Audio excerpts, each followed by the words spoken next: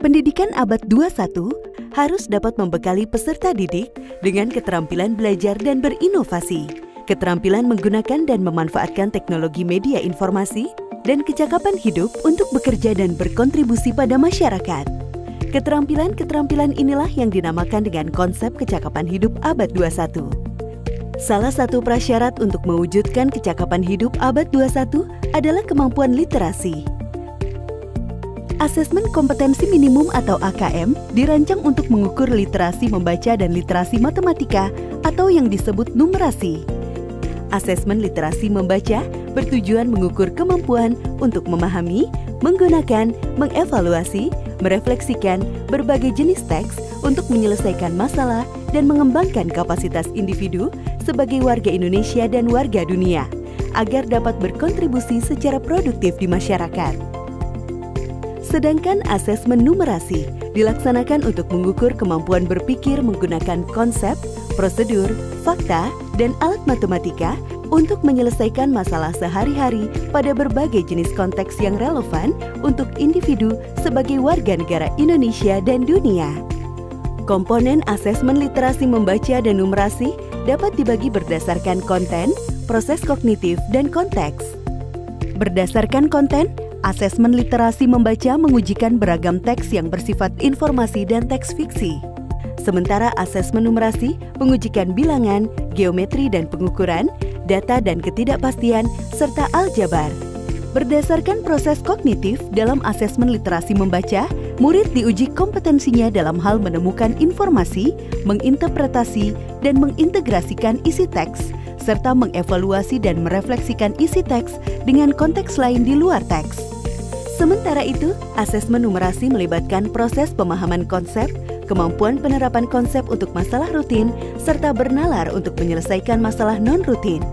Berdasarkan konteks, asesmen literasi dan numerasi yang diujikan kepada murid mengangkat konteks personal, sosial budaya, dan saintifik.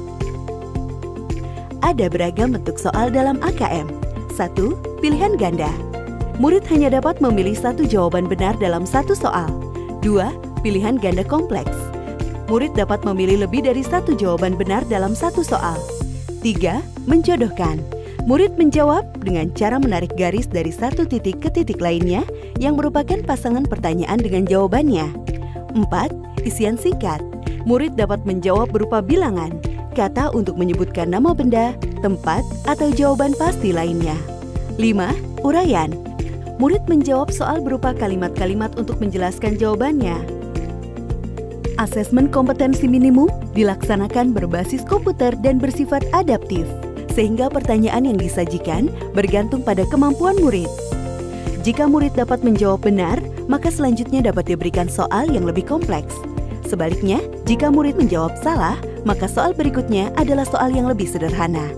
Peserta asesmen kompetensi minimum adalah seluruh satuan pendidikan, baik sekolah, madrasah, maupun satuan pendidikan kesetaraan. Tidak semua murid dapat mengikuti asesmen ini karena peserta akan dipilih secara acak. Setiap peserta asesmen kompetensi minimum mengerjakan 4 jenis tes, yaitu tes literasi membaca, tes numerasi, survei karakter, dan survei lingkungan belajar. Peserta mengerjakan asesmen selama 2 hari. Untuk jenjang SD atau MI dan paket A, asesmen dilaksanakan selama 75 menit per sesi tes dan pengisian angket selama 20 menit.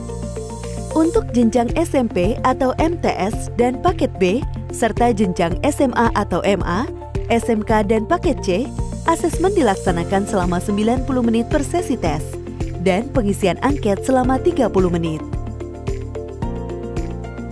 Hasil asesmen nasional tidak ditujukan untuk individual murid.